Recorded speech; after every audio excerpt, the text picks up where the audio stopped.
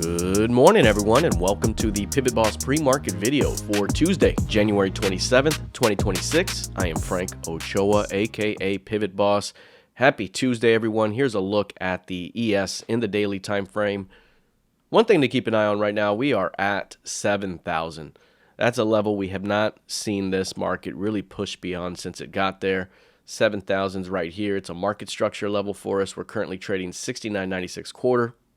The lower market structure is 6,600. And as I've mentioned before, that ES here trades in 400-point market structure distributions. The last time we tested down below was a perfect opportunity here to slingshot this thing back once this thing pushed through the midpoint of that rejection day. So what a move, but we've been sitting there ever since. And without a real good transition through 7,000, it's hard to make the move into 7,400 down the road.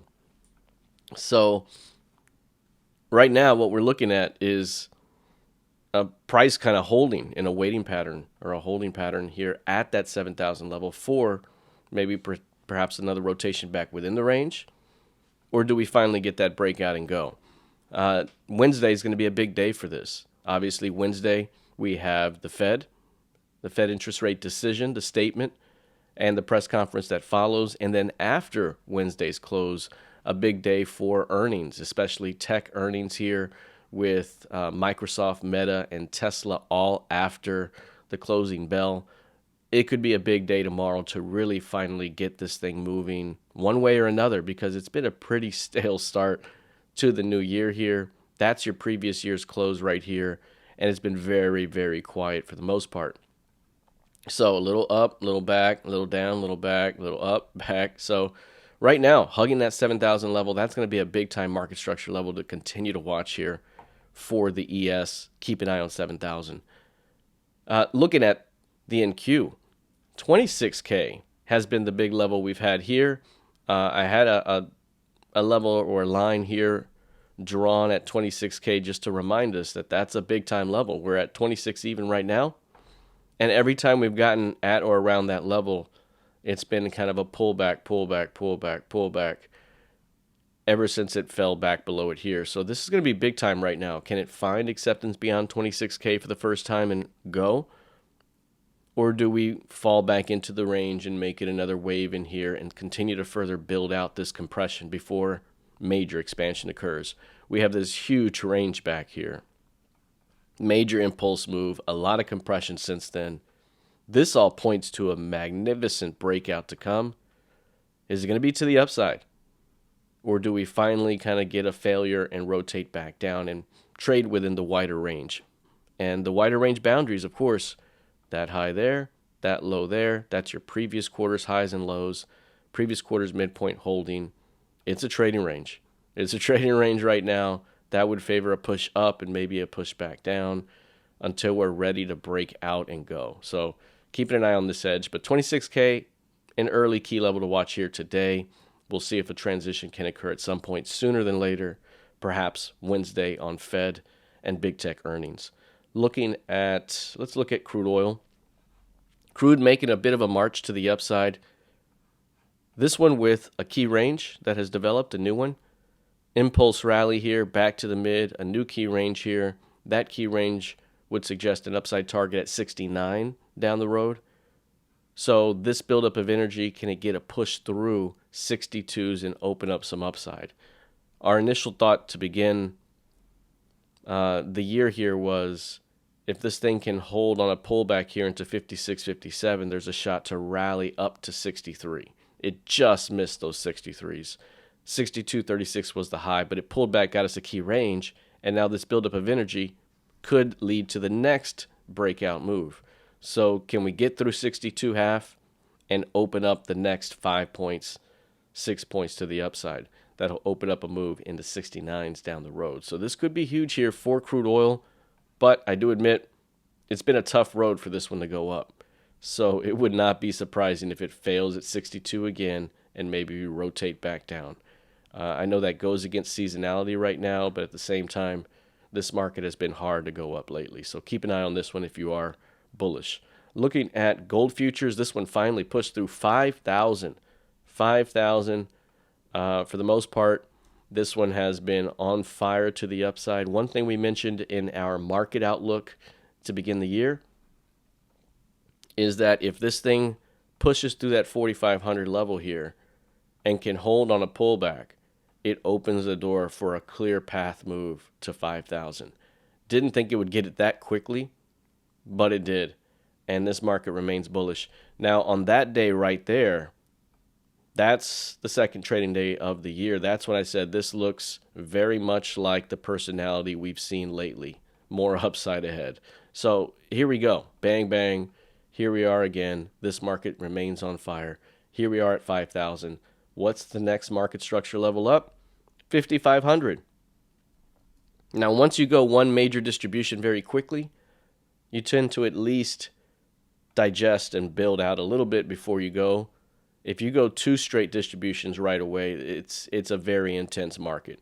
And this is a very intense market. So I wouldn't put it past this one to just run straight up, but any pullback could still be a buying opportunity. I think it's told us what its personality is. After a major push up, you're going to get a couple of days sideways, and you're going to push up, and a couple of days sideways, and push up.